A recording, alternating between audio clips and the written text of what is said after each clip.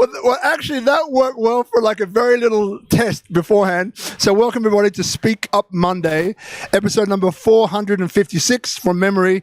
We're here in the garden. Yeah, I know. We're here in the garden at Tropical Nomad. And our guest tonight, Johannes from Nomad Cruise. So tonight's episode is called, How to Scale Your Business While Traveling the World.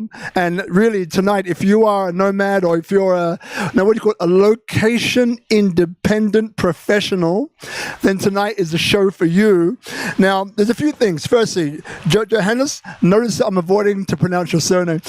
But you can tell us in a minute. It's Voelkner. See, I would have butchered that one. So Johannes... Everyone says it wrong, so except for the Germans. Except for the Germans. So Johannes, founder of Nomad Cruise and pioneer in the digital nomad space, has built one of the leading events for location independent professionals and is an expert in creating impactful experiences that connect and inspire. So tonight, outside of everything else we're going to discuss, there's 4 takeaways that we promised to bring you to the best of our ability.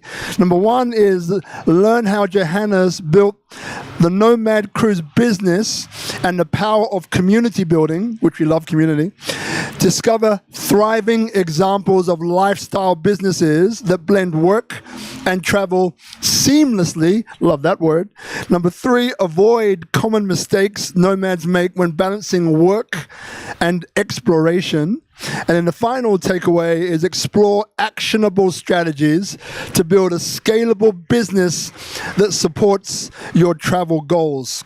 Now, just before we introduce you, my name is Robert Ian Bonnick, as many of you know, the founder and host of SpeakuP Monday. We've been endorsed by a number of bodies here, from the Ministry of Creative Economy and Tourism, from Forbes Business Council, and a bunch of social enterprises here, including Forbes Business Council, Founder Institute, and the largest startup in the world, Startup Grind, Bali. So, let's get on with the show. So firstly, Johannes, thanks for coming in. We met, I think some years ago now, through Itchy. And I remember one thing about you, apart from being a tall German, handsome fella with a similar haircut to me, is this wonderful business that you've created, which is about how do you connect people from around the world seamlessly, most of the time, right? So maybe the first question for you is, what is Nomad Cruise? What is a nomad? Let's get those things started first, and we can get on to the rest of it. Okay, so it's actually hard to explain like in one word what is Nomad Cruise, because there's a lot of things around it, but if I would explain it like right now, it's we are going on a journey together with nomads on a cruise ship, and it's not really about the cruise ship. It's just that we are all on the same boat, right? And being with so many people on the same boat creates incredible connections, business networking. It creates even stars, like we have talent shows and ecstatic dance and a lot of different things that we are bringing on board to create an incredible experience. And that is actually almost only possible on a ship where we are all on the same boat. And then when we are arriving at the new destination, about half of the people continue to stay and travel together for like 1 to 3 months, and some end up getting married and they travel forever together, right? So that also happened, but it's really about like having a very short time where you really create a very, very strong bond and community. And we do this with many, many different events. And then people end up traveling together, because one of the biggest problem in the digital nomad life is that you're not really able often to build meaningful connections, right? So this is a accelerator in that sense. One of the things, again, I usually don't do much research on guests on purpose, because then there's more for me to learn, right? And I get to know him at the same time that you do. Him, her, if it's a panel, them. So one of the things which I did see, though, that it really kind of spurred my interest, right? So I'm thinking Nomad Cruise. So I'm thinking about a cruise ship, a bunch of people, and I've seen a few photos that endorse that fact. But then what I also find is like this kind of, for want of a better term, this kind of Mind Valley-esque auditorium, with someone who's obviously giving some kind of knowledge share. I also see, people in the Antarctic with a helicopter behind them and a big smile on their face, dressed very warmly. Right? I also see, mountains. I see desert. I see so many things that, for me, do not amount to a cruise, right? So then the next question then is, where did the idea for Nomad Cruise start from, and why do you bring in those different kinds of elements that I've just described? Okay, so the idea is actually a 5-minute idea that I launched. I had the idea for the business and I launched it within 5 minutes. That I said, let's go on this ship. And then the idea and what it is now today developed over 10 years. Okay. So, but the idea, if I would talk about it, actually started about 2 years before the cruise, or 2 or 3 years. So when I started to be a nomad, there were only 4 blocks. There was no nomad hotspot in Bali. There was just Chiang Mai. There were not many places where people could meet, and I didn't even know the name. I was quite lucky. I built a nice e-commerce business that allowed me to travel around the world and live the 4-hour work week, because that was all I wanted, right? I was working obviously more, but running a nice business that would support my life. And I had the problem that I didn't really meet people who were doing the same. And when I went to Buenos Aires, I was thinking, okay, how can I connect with people here? I need to go to the language school, because that's where I can meet people who are also here for 2 months, right? And they're not just backpackers and just continue traveling, because it's very difficult when you're working and you're living in this backpacker environment, and there were no nomads at that time. So I had this problem to build my community in Buenos Aires, and then I moved to Rio de Janeiro, and again, I started from scratch, not really knowing people there. And I was thinking, this lifestyle is amazing. I always wanted to live in all these places around the world, but it's so difficult to meet people and to really connect. And so I was thinking, okay, how can I connect better to people who are living the same life like me? And in 10 months, I only met 5 people who were working remotely as well. And then I had the idea to develop an ebook, which was a travel guide for digital nomads. And that ebook I sold on the internet, and a lot of people bought that ebook. Because I didn't want to just move to Bali or to Chiang Mai or someplace, I really wanted to travel. So I thought, okay, I built an online business that gets all these people together. That business didn't really work, but I was selling quite a few books, and I invited all these people into a Facebook group. That Facebook group was the first Facebook group for digital nomads. I started it in 2014, and then it grew really fast because everyone wanted to be part of this group. But first, it was only for people who bought that ebook. So I decided to open the group, and it was growing really fast. And now, so basically what happened 2 years later, when this group already had 7,000 members, I saw that there was a cruise, a really cheap cruise, because cruise ships need to be repositioned in the wintertime. That cruise was going to go to South America and was really cheap. And then what happened was that when I saw this cruise ship, my memory of finding it so hard to connect in all these different places came back, and I thought, wouldn't this be amazing if we bring a lot of people on the ship and we all go to South America together, and then we have a network and we can do this together. So yeah. Got it. So then, as you mentioned, it started off because you had this business that gave you freedom, free time, and then by hook or by crook, let's say, Facebook group, people start to onboard themselves, and then you saw this cruise and think, well, hang on a second, if it's going from A to B, the price is this much, but it has to reposition itself during the winter or off season, so it needs to go back and it'll be a lot cheaper. So then that's where you kind of had the idea to let's utilize that to then take it over here and let's see how it goes, right? Utilizing that group or that community, which the interesting part is that when you look at Russell Brunson and all these other guys, you start a community that is around your product or service, and then you market to that community. But before that, you listen to what that community wants, right? And then you act accordingly. So it's interesting that back in 2014, 15, you were doing this in a way kind of pioneering, right? Well, to be honest, I just wanted to solve my own problems. So I just wanted to, make it easier for me to meet these nomads, because I wanted to live this life, but there were no hotspots, right? There was not, like, Bali was just about starting at that time, and there were not many places where you could meet other people who were doing this. So I had them all in the Facebook group, and so that's...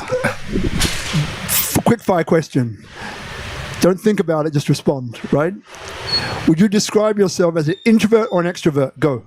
Introvert. Why? Well, I mean, I would say, I'm not like I find it like sometimes a little bit hard to connect when I just walk into a room with strangers. So I'm more introverted, but like when I'm looking at the Myers-Briggs, I'm the architect, right? So I know how to solve my things and how to get kind of where I want. So if I put something in my mind, then, I try to think like, okay, so how can I build this kind of environment?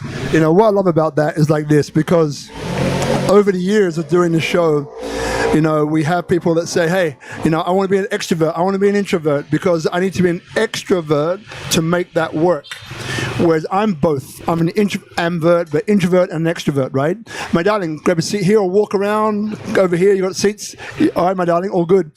So the thing is this. So the introvert I find to be more powerful than the extrovert. Why? Because the introvert has the ability, maybe, Hadis, get this lady a chair somewhere. Yeah, oh, guys. All right, all good. There you go. She's waiting for someone. She's waiting for you. Maybe. He's a good guy. Live online dating. Thank you. So I think he's blushing. You made him blush. How could you do that? He's a nice guy. So, all right. So then, so the fact is that this introvert is really powerful because it has the ability to see what's truly there and then to be able to solve that problem, right? Well, I like to observe things. So, I mean, that's also a lot how I built the cruise. I was like observing like, oh, there's a lot of people like there, like we have 300 people on the ship, and there's still people where I have the feeling like, oh, they feel quite lonely, right? So how can we make something even after the third day to make friends, right? So I'm just observing, like I really like to observe like what is happening here, and then I come up in my mind with what I can do to solve it. The interesting part that I was going to pick up earlier, and we will get to the takeaways, people, we will, promise.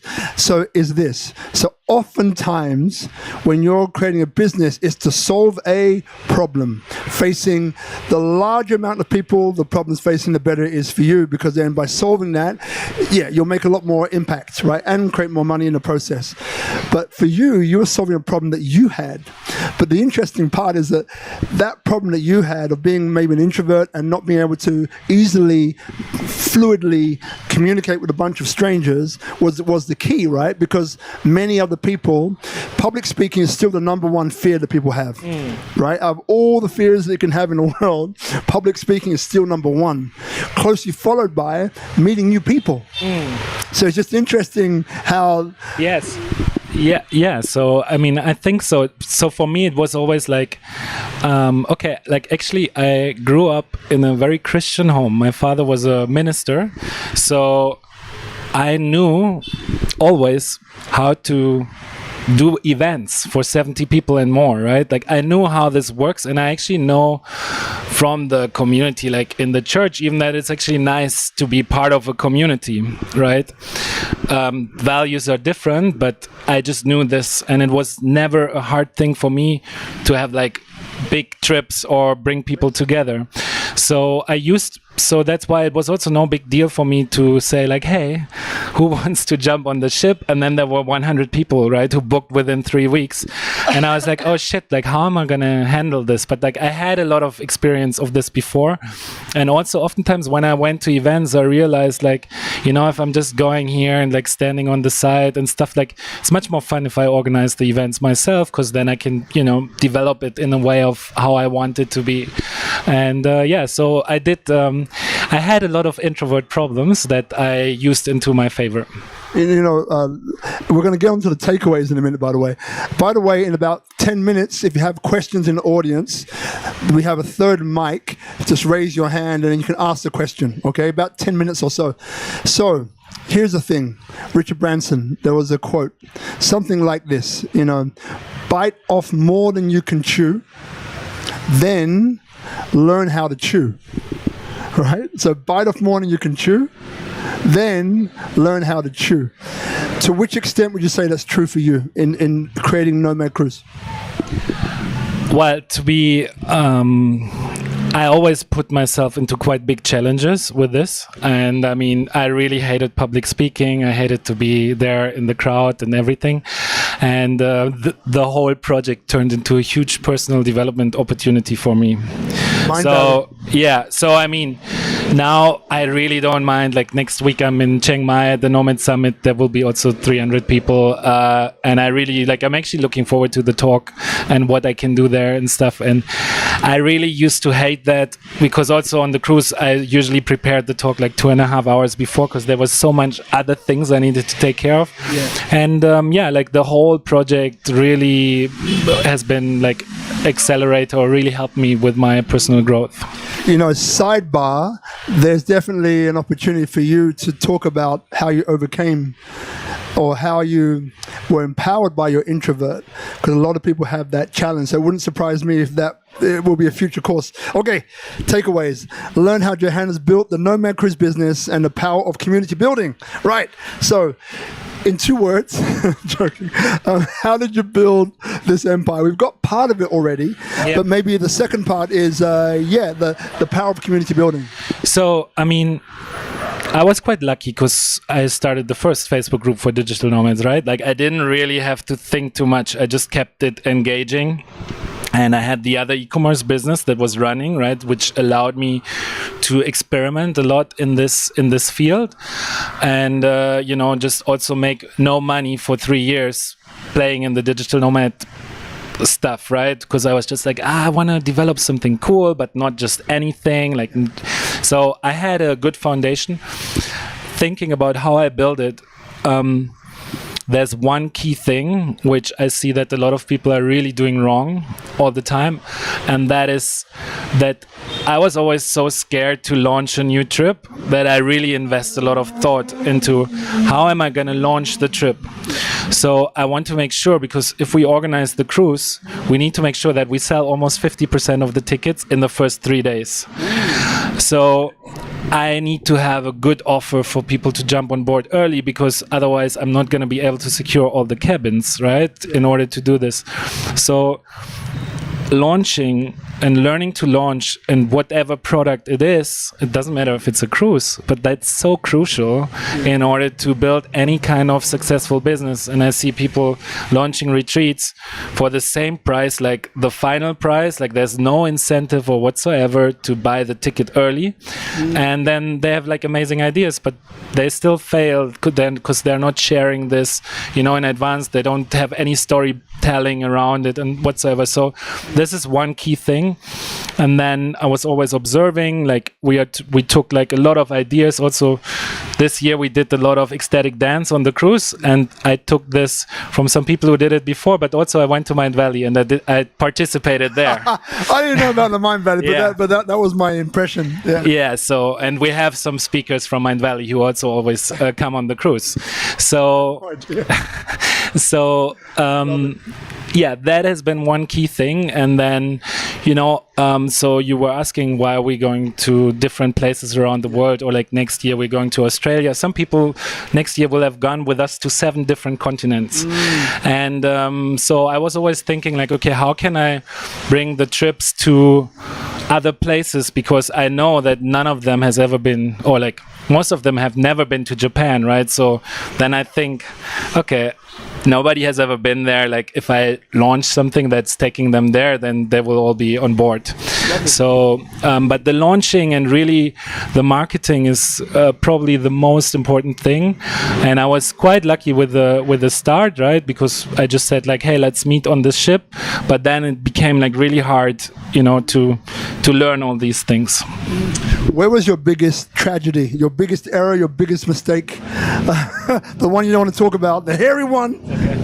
Okay, so once I negotiated, I got a little bit confident, and I negotiated to buy 100 cabins additionally to what I already had. About 7 weeks before the start of the trip, because every day we were selling. And then I realized like I'm not going to be able to sell these cabins, and I said like, can I give them back? They were saying no. So I did the tour, a speaking tour through Barcelona, Berlin, Amsterdam. Within like 1 week, I was like in a different city everywhere, and I like did talks and really tried to sell it, but didn't really work. So I had to pay 50 cabins by myself. Mamma mia, there you go. Part of it. Discover thriving examples of lifestyle businesses that blend work and travel seamlessly. Yeah, so actually one thing I can say there is that you can really run any business from anywhere. One example I have about this is my friend Pantelis. He's from Greece, and he runs in London a gyros delivery, actually 4 gyros delivery stores. Well, how do you say, restaurants? Yep. So selling on Uber Eats and stuff. And he's doing that while living on a sailing boat in Greece and running it from Starlink. And what he did, and so there's a lot of staff, a lot of overhead, and it's very, very tricky to run something like this when you're not there. But I think that he's the living proof that you can really do anything from anywhere, because you just need to have the right setup, you need to have the right automations, and the right system, the right meeting setup in order to do this, and people that you can trust, right? So there are many different ways to do it. You can develop things on Amazon, or you can have your online course or whatsoever, but really the key thing is that you can do anything from anywhere. So look, let's do this, because I know there's some people in the audience, right, who are seasoned at this. My brother over here has been traveling for 10 years, right?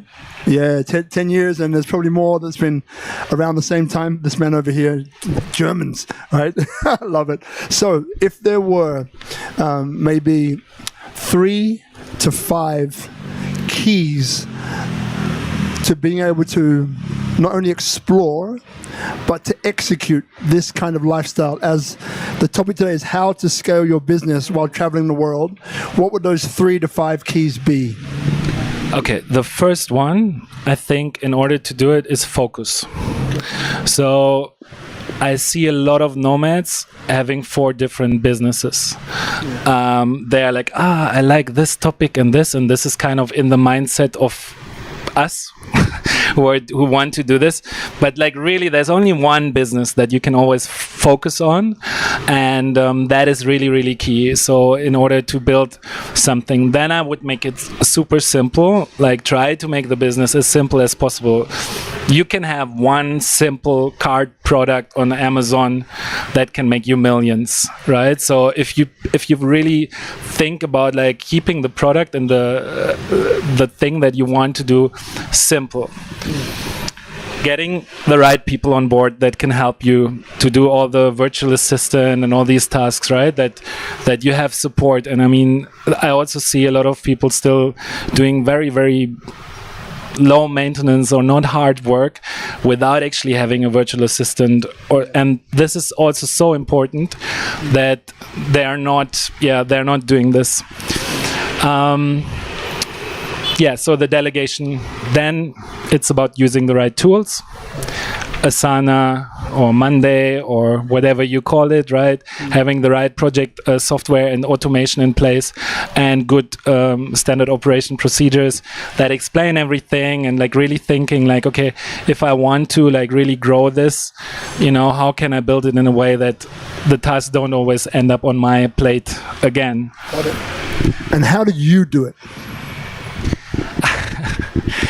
I have to say, with the cruise, it is more difficult to build a business that is fully automated, because we are, you know, going to different places. This is how I see it with, you know, if I would have a delivery service, or if I'm selling a product, e-commerce or whatsoever, it's much easier to really automate processes.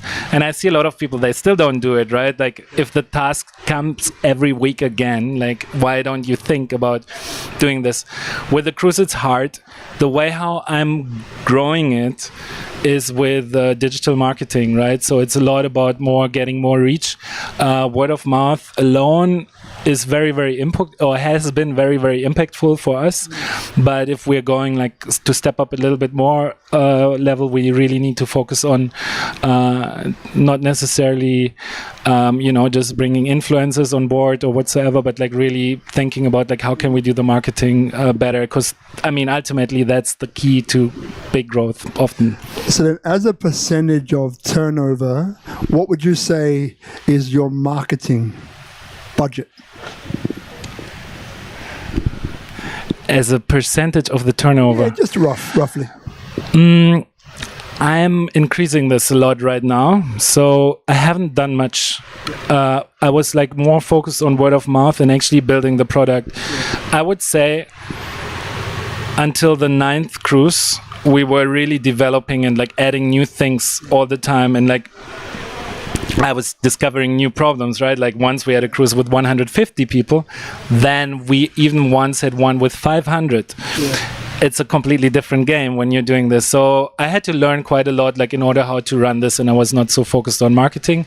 And then COVID came, which kind of brought me back to zero. And now I restarted everything, and like about 1 year ago I started to really dive into the marketing, because I think now we have an amazing product, like the way it works, like we really everyone understands how it works. So now I will I'm happy to spend like 15% or whatever just on the digital marketing. 15. Yeah. Okay, on additional marketing. Yeah. Okay. Thank you. I know there'd be some people here who want to know that.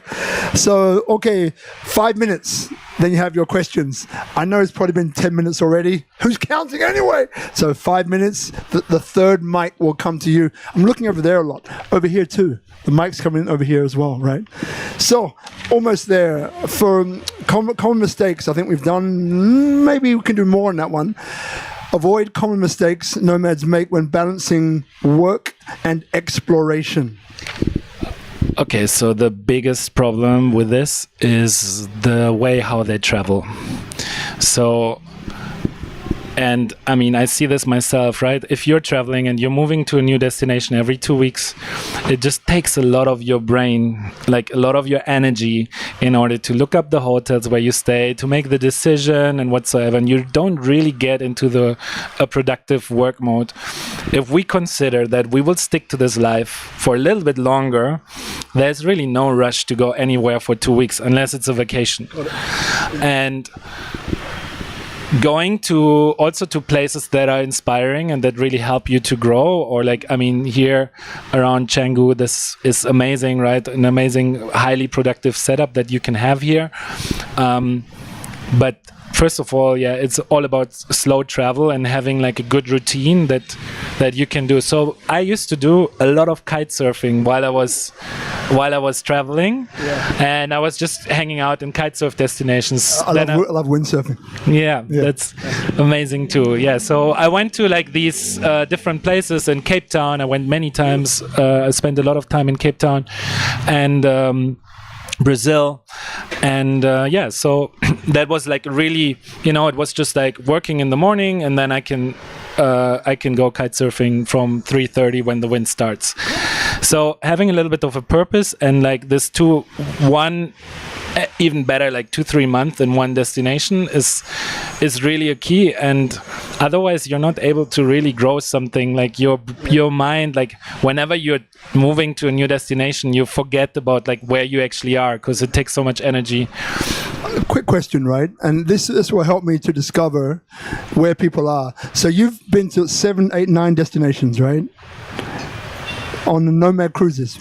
No, 7 continents. 7 continents, all right. From each continent, shout out maybe what you believe to be the most exotic place.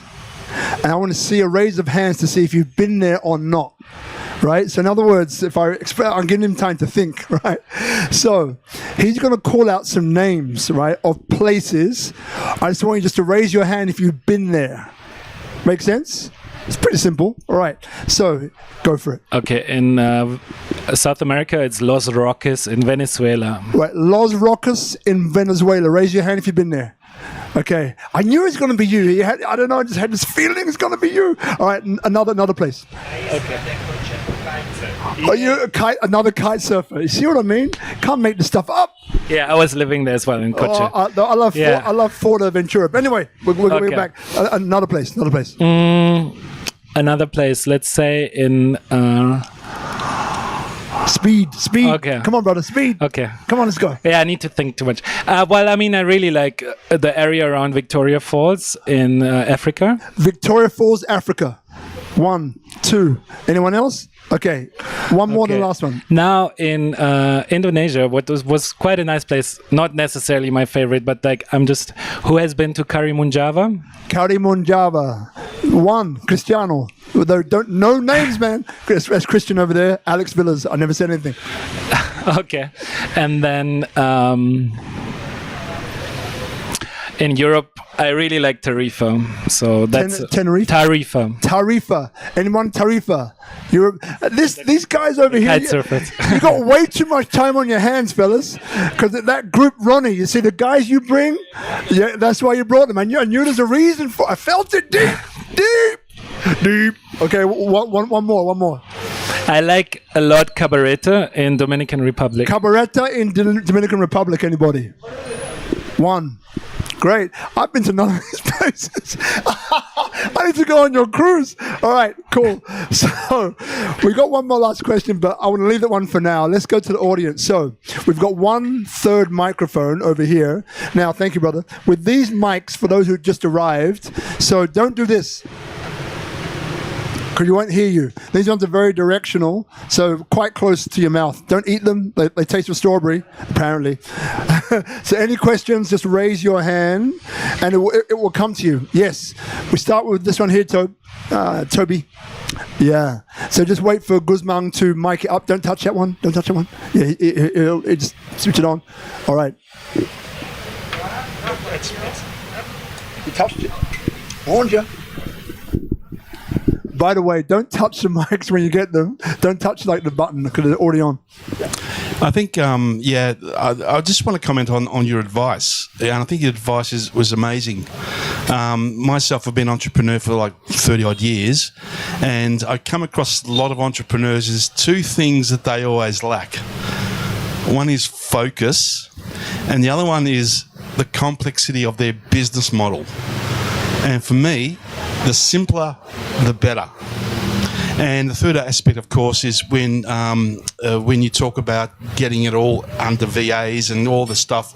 And then that's also my advice too, is that you need to focus on your zone of genius and not do the $5 jobs. So I think it's amazing advice that you give people, because these are the 3 key things that help you accelerate from like 2x to 10x. So yeah, thank you for that, for sharing that. It's amazing, yeah. Cool. So another question or comment to make? Yeah, not yet. It will come. All right, over here, anybody thinking about it? Yes, just over here, my brother. Yeah, thank you very much. I have got so many questions. Practically speaking, for the people who are thinking of becoming digital nomads, where do they first go to find jobs so that they can start having that lifestyle? Are there platforms that are that just specialize in that? So there are many job platforms that offer remote jobs. The problem with a remote job is that you still don't really have that freedom that you want if you want to be a nomad, because of time zones, right? And like you're quite restricted in many ways. But there are many job platforms that you can use. A lot of people come on Nomad Cruise and they get jobs there because you meet so many people. Little plug there, little plug. Yeah. But it works. Yeah. So on this one or on any other events like digital nomad events, you get a lot of inspiration, and then you find people that are actually able to live the lifestyle and where it works, right? Because not every remote job for this is good. But around here, this is like the perfect area as well. Next question, Carol. So I'm interested in knowing how your cruise look like. So what's the profile of your cruiser, and age-wise, nationality-wise? So we had over 70 nationalities on board already. It is quite diverse. Because I'm German, there's always a good percentage of Germans, but not more than 10%. It's really from everywhere around the world. So just because of the way of how I started it with this Facebook group, we got very international community. Age-wise, the average age is 36.6 years on both cruises that we're doing. Actually, like 36 years, because we have this calculation. I just saw it yesterday. But yeah, like most people are between 30 and 50 years old, I would say. But we really have every age. There's not really, I think it's all about like how you want to connect with these people. The age really doesn't matter. And the people who are joining, it's really, like I always like to say, it's from backpacker to multimillionaire. It's a really, really diverse community. So, we even had a Oscar award-winning best movie director on board. It's been attracting like people really from all walks of life who just really value freedom. And then the last question that I have, I used to lecture in responsible tourism and to work with a lot of tour operators on how to create transformative and immersive experiences that actually benefit communities. So my question is there anything that you cover on your cruise with that? Because nomads have the reputation of just invading a destination and having very little regards for the culture in a way that they stay packed and they meet at places like this. But when it comes to actually really making local friends and learning the language, because they don't stay long enough, and knowing how to integrate into a community and really giving to the community, there is very little that's done about that. Okay, so it's you're right. Like it is a problem, definitely, and I also think that it's also it is tricky, right? Like when we travel and when we go to all these different places. But one thing that we are doing is that we have like charity dinners on board where we support different causes. And there's one girl who came on the cruise and she started a charity in Uganda. And I think that we have like really, she's came on every trip so far, and now she's sending 600 kids to school in Uganda. So there's been a lot of help also from the Nomad Cruise community for this. That's one project that we've been supporting. It is very, very tricky with regards to like not making negative impact. But on the other hand, we are going mainly to tourist destinations, right? Tourist destinations are made for people to come there. If people stay longer, then they also integrate, right? But it is a tricky thing, and it's definitely something to think about for the future. Like, how can digital nomads make better positive impact? But this also needs to be done not just from us, but also from the government, right? And in the way of how we are, opening up certain things. It's tricky. Thank you, Carol. So we'll just pass the mic back over there. Oh, we've got one over here. I was waiting for you guys, actually. Thank God. All right. So we go over to the back, and then we go Jonathan afterwards.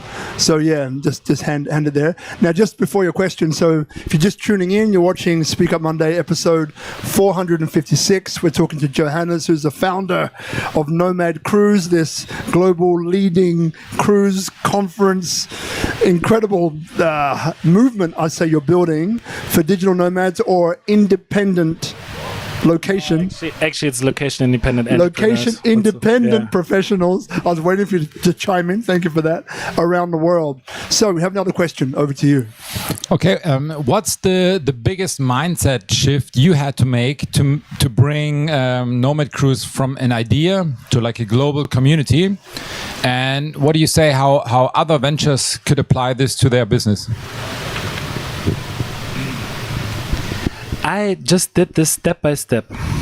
I have to say, I never really had the idea to make it where it is today or where it went, but I took things and I was just like, okay, how can I make this a little bit better? And I was very lucky in the sense that I had this Facebook group, this big community, so everyone came there.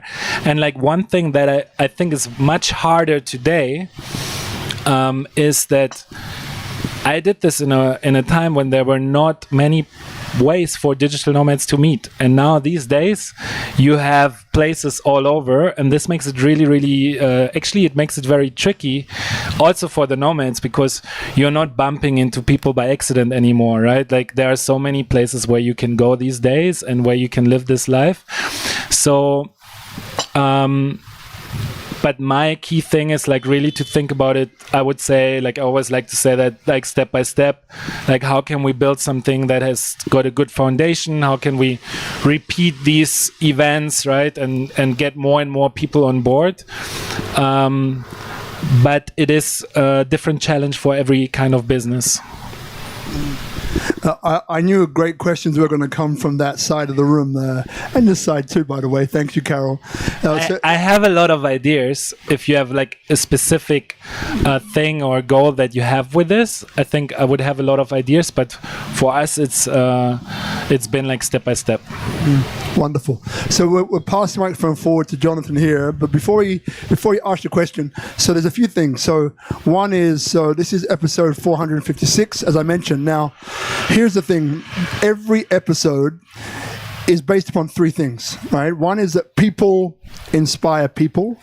The other one is unity in diversity, which is the motto of Indonesia. And the third part is entrepreneurship and social impact, right? So I remember one guy that comes up, digital nomad. So Renat is his name. Some of you might know him.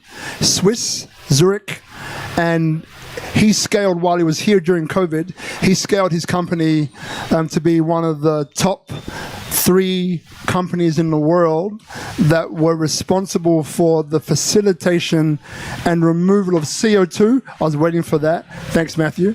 From the atmosphere. So a massive company, right? And I remember he was the first digital nomad that kind of flipped the script for me. So why did I say is important is because impact, right? So we've had many different guests on the show, right? Some very, very high, some very to the side. 10 different market sectors. One of the most important questions which a friend of mine offered to me, right? So it didn't come from me, it came from him, was impact, right? So I'm a person who is deeply, I joke and I laugh, but my soul is really in those 3 things I mentioned before. From growing up in kids' homes to different lifestyle that I had. So when it comes to measuring impact, because at the end of the day, that's what this is all about, is how do we unite people? How do we create an environment for people to work together to create positive impact, right? That's why I like Ronnie over there and a few of the guys here are doing some great things, right? So how do you or would you measure the impact of Nomad Cruise on a project basis? You mentioned a lady who's now a school for 600 in Uganda. That to me is a massive outcome. Beautiful, right? if this question lights you up, how would you measure the impact of Nomad Cruise on the world in that way? If you're not already, how would you do it? I would do it with a survey, right? And the thing that I know is that people who are a little bit dedicated to it, it has been changing so many lives, because you are jumping into an environment where people do all different things and everyone is keen to help each other. And if you're really looking for an answer, or if you're looking for advice, you get it there, right? Like, you're connecting to people that usually you wouldn't necessarily talk to. It's the most diverse kind of community as well, right? It's just people who want to travel, but like, they are all very, very different. So there have been hundreds of business collaborations from this event, which is just when you're hanging out with people, when you're going for dinner together, you know, like, it creates like this vibe that makes it very easy for people to then end up working together. I cannot tell you exactly like how I would measure it, but I know there have been so many ways. And if I ask someone who has been there a little bit more, I know that they're all working with someone else who has been on the cruise. So thank you. Something practical, right? So there's 3 audiences. There's us to those online. There's us to those here assembled. Beautiful people, all of them. Handsome audience, right? And then there's you and I, right? So it's about contributing to each one. So maybe a contribution to you and anyone here who's doing any kind of project, measure the impact. So how would you do that? Maybe it might be, for example, because everyone's connected online already, if you've been on a Nomad Cruise before, and out of that cruise, you've created an opportunity or a business, we would love to hear from you what that might be. And then just measure it, right? Because I think it's so powerful that you do that, because people do listen and don't listen to numbers, right? So for example, me, I know some numbers, like 1,000 guests we've had, 450 plus shows we've had, over 1 million views we've had. I've done 2,000 events, not this, before this, which brought 1 million people in person, right? So these are numbers that I had to go back and count, because I'm not really good with numbers, just to be honest, right? But I had to go through the rigor of finding that out. But it's really powerful for 3 reasons. Number one, in moments where it gets really bloody hard, I was going to use a different word there, it begins with F, you know it. When it gets really hard, like, those sorts of numbers remind you of the impact you've achieved already, right? Number 2 is when people ask you, maybe you're raising capital, and they say, well, what impact have you got? And then you go, well, here are the numbers. And then 3, it's also really good for other people to hear, to be inspired by.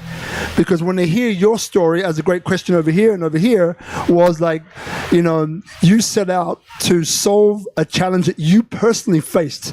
You weren't necessarily looking to create a business. And that's what, so in a way, you're an accidental, huge success, right? Which I think is brilliant. Jonathan, you had a question, so give Guzman a chance to switch you on. Am I switched on?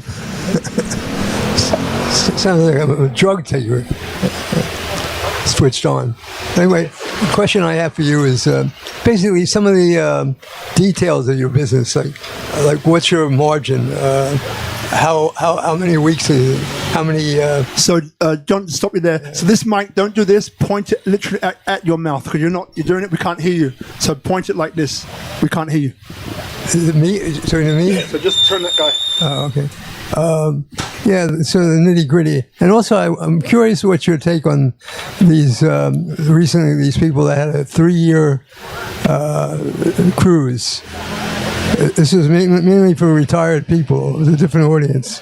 Yeah. But I think, is that going to be a trend, do you think, that people are going to retire to a boat? I don't know. Like, I mean, to be honest, I'm not a big fan of the cruise ship industry. But I just see that we are on the same boat, and like, it's an amazing environment to create community in very short days. I don't know if it should be the dream of everyone to cruise 3 years around the world. I don't think that is very positive impact. But yeah, so that about there are many, but the cruise ship industry is actually growing. So there is a lot more like actually happening.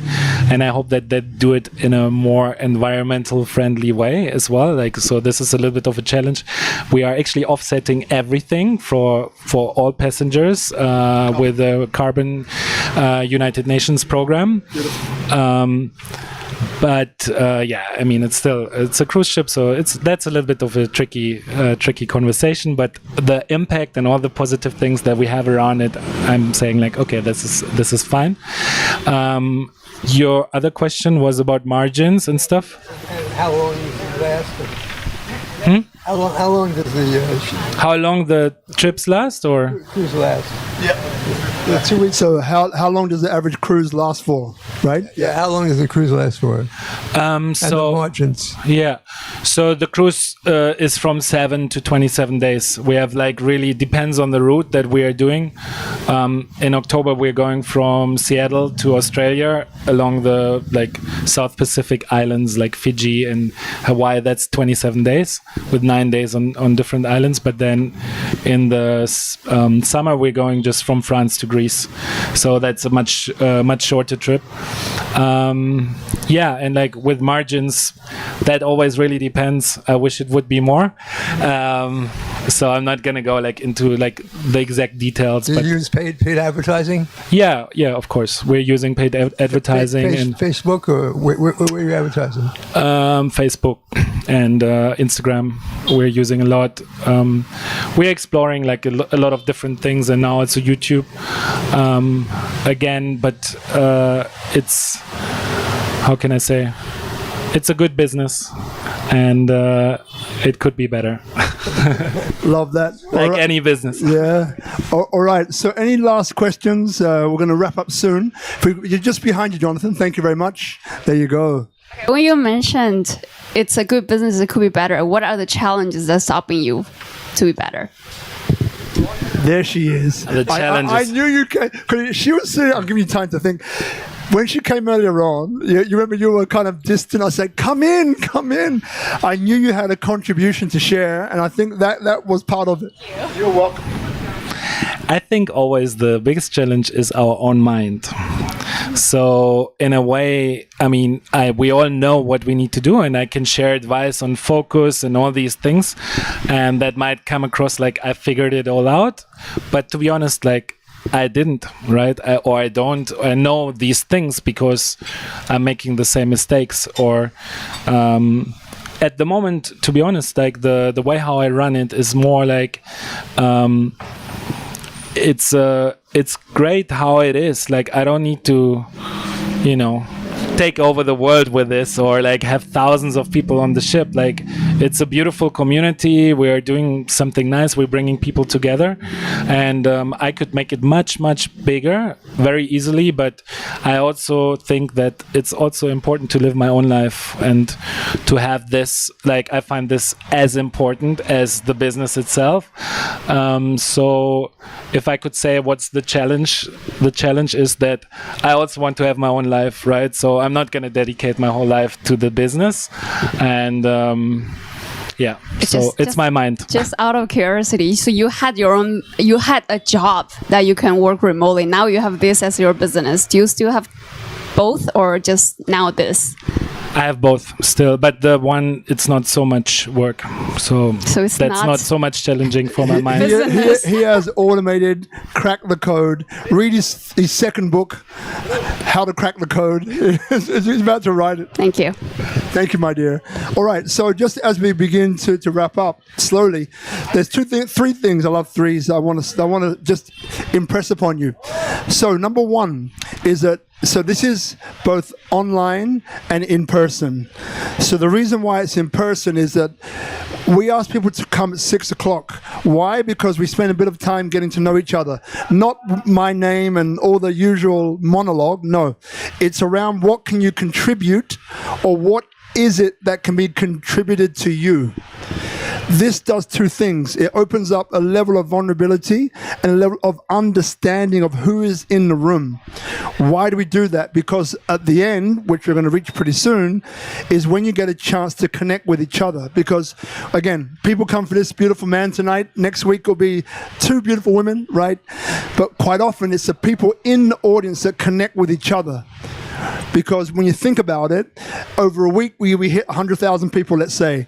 It's like a funnel. So what ends up being distilled into that drip is what comes. Concentrated effort and focus on this topic. So now in the audience, you have people which are building incredible movements in Tabanan. You have this man here who's investing in incredible movements in Tabanan. I didn't say that. So you have many different types of entrepreneurs, service providers, stakeholders, disruptors, innovators, right? We interview a lot of these guys. So that's really where the juice is, actually, is when you connect with each other afterwards. So that's a great idea or excuse to come in person when the topic lights you up. Number two, next week we have another German. It's the Germans, right? So this is Zunya and Kiki from Bali Staff Solutions. And we started these ones off 3 or 4 years ago when they're just starting out. And now they've done incredibly well. And that one is about how do you nurture the next wave of Indonesian talent and then supply that or contribute that to the world at large. So that's next week's topic. It's about recruitment, but it goes deeper than that. It goes into Indonesian culture, psychology, and why Indonesia is one of the incredibly fertile opportunities to basically be literally securing employment in different areas and regions of the world. Okay? The third thing is I want to thank Brother Guzman, he's right there, Guzman and Hadis from Tropical Nomad, our technical partners. This is number 280 episodes filmed here out of 456. So thank you for making us look good, sound good, and all the rest of that good stuff. Thank you to the audience for coming from wherever you've come from tonight. But remember, don't just disappear after this is done, right?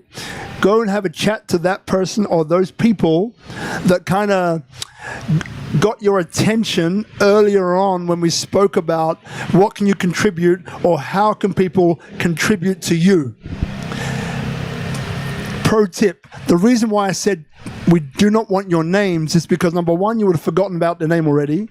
And then number two, it's an excuse to ask them this time and to open a conversation for those who may be introverts, right? Like myself as well, pardon me. It's like, hey, I was really inspired by what you said, but I don't know your name. What's your name? And the name comes in. Before you know it, you're in a conversation, right? Okay. And finally, Brother Johannes, thank you, mate, for saying yes.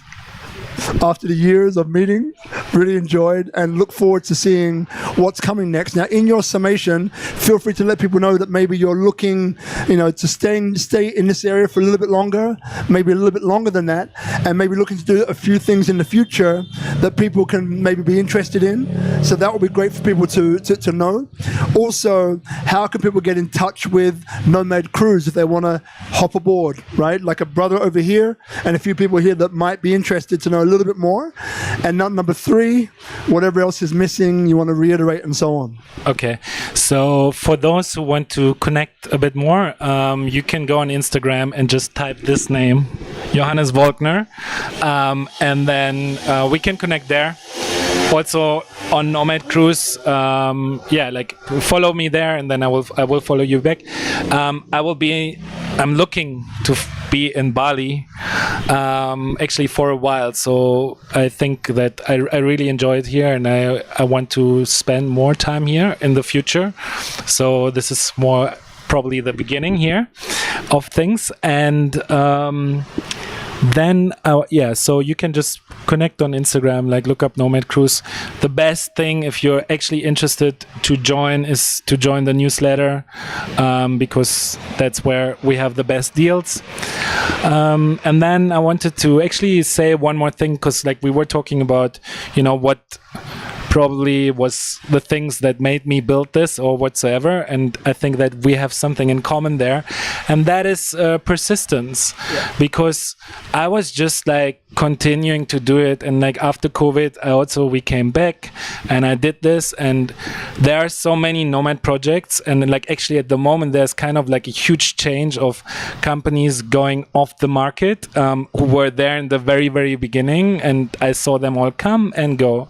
And yeah, so for me, like, I just, I kind of like have this goal and I just continue to work on this. And I know like sometimes it's hard, but people switch projects too much and then they end up with nothing. So I think that also what you're doing is amazing because you just continue to run this for 456 times every week. And I'm sure there have been many days where you're like, oh damn, I don't want to do this anymore. But like, I think what you're doing is amazing and just continue doing that. So big thank you to you. Thank you, brother. Thank you. Round of applause, everybody. Johannes Nomad Cruise.